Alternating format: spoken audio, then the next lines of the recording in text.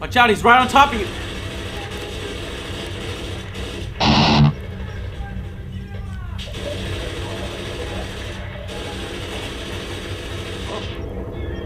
Fuck you.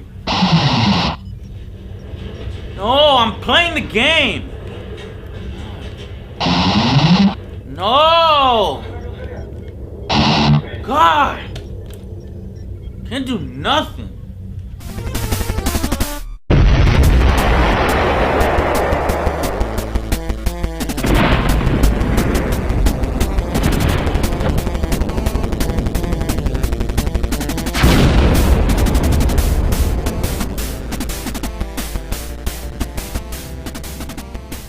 Yeah, just hold on, guys. Just protect me at that position. God, I hate you.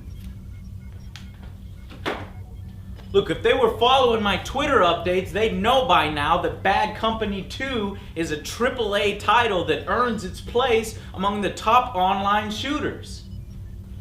So let's make this a short review. Go out and buy it. No, seriously. Go out and buy it. Find some money and purchase it. And if it existed, this game earns the official Joe's seal of approval. Let's just pretend that that's the seal of approval until I can get one of you artists to send me a better one. Not convinced? The seal of badassness is not enough for you people? Maybe you want to know just where it ranks among online shooters or what the final verdict is?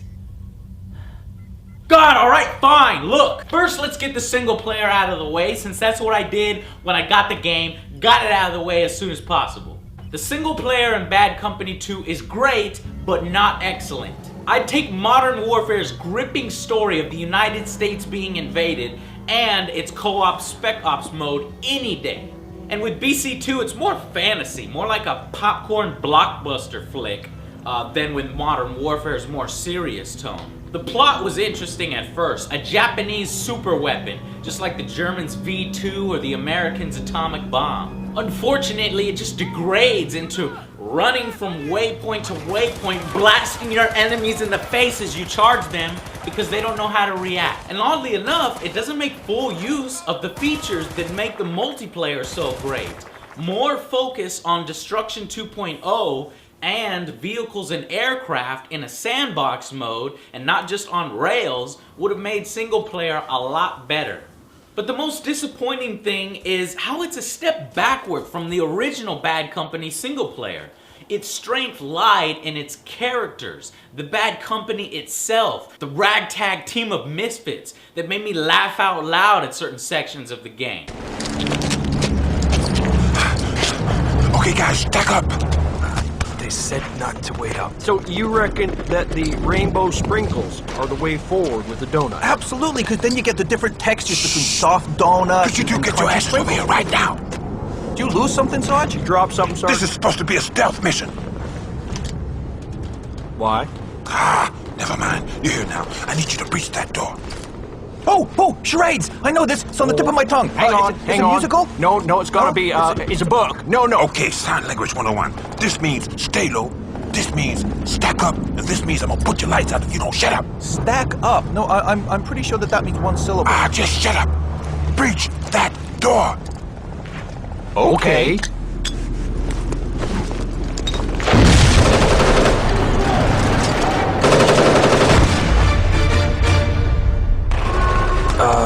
Should I still be stacking?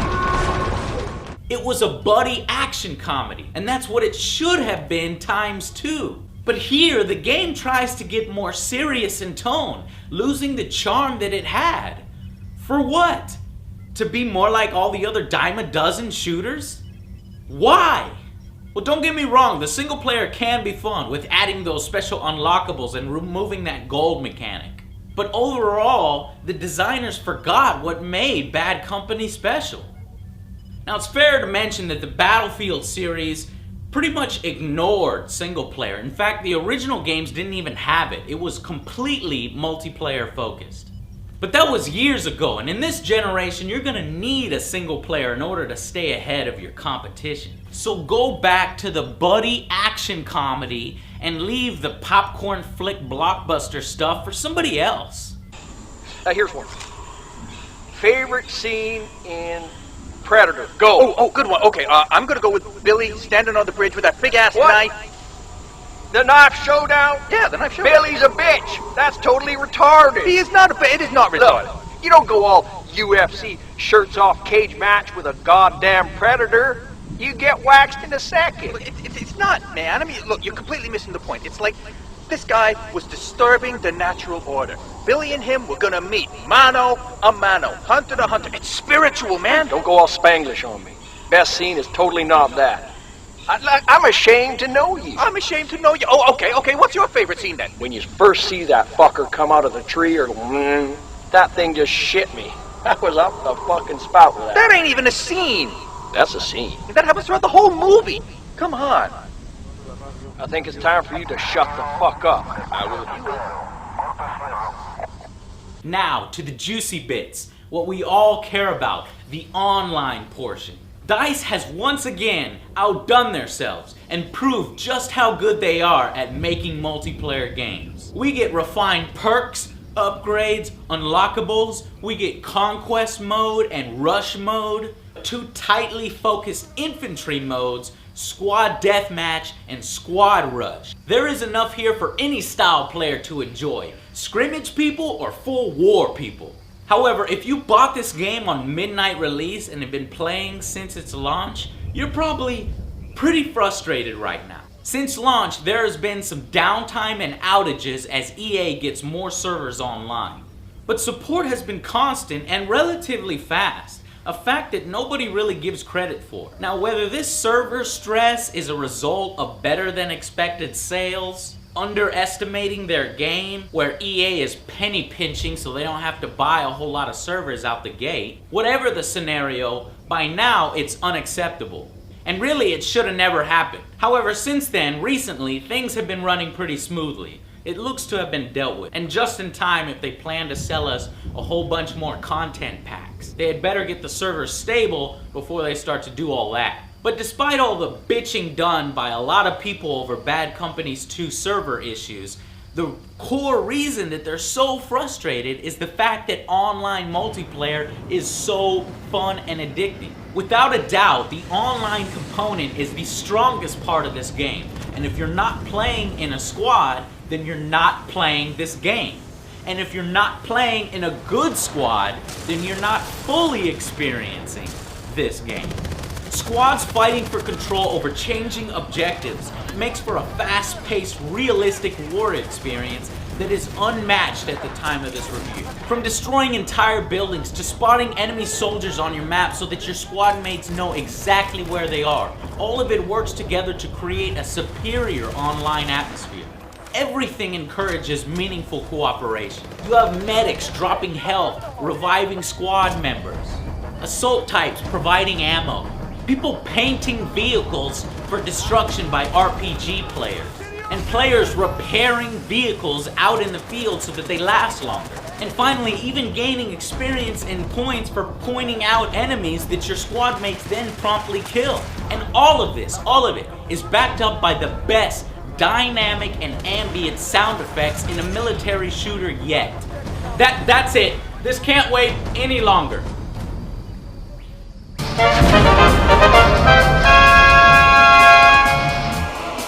And by the power invested in me, I now declare that Bad Company 2 is the new king of online shooters. May all new challengers be welcome, be it the new Medal of Honor, a new Modern Warfare, or the thousands of Call of Duty sequels and spin-offs that we will be forced to endure.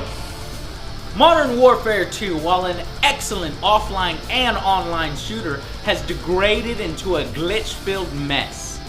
First there was the Javelin suicide bomber, then the Kimbo shotguns, the elevator glitch, players hiding in walls, super speed knives, the Rust and Ground War map bug, and finally the stupidly obvious private matches that people set up just to further their online ranking by cheating. Its huge success, coupled with the very poor handling of the online component, has made the leaderboards and level of competition completely meaningless. How is there no beta set up for this game to iron out all these bugs and issues that are sure to happen when millions of players are hammering on your game? Maybe some of the recent influx of players migrating from Modern Warfare 2 to Bad Company 2 could explain some of EA's server issues. If Modern Warfare 3 desires its crown back, and I hope they do, they better bring the heat next time, with some awesome additions, and more importantly, a very thoroughly tested closed and open beta test.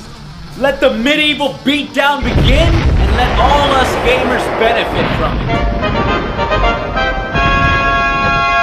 Bad Company 2 barely misses our 10 out of 10 rating due to the missteps in single player.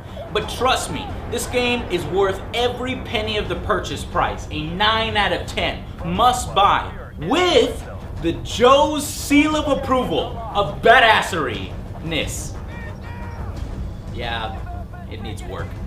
But, okay. That's the review. Are you happy? Satisfied? Guys, hello? Am I still alive? How are we doing? What do you mean you keep getting killed by snipers? Quit your fucking bitching. Adapt and move. I'll see you guys on the next Angry Joe Show. I'll be the squad kicking your ass, killing your dudes.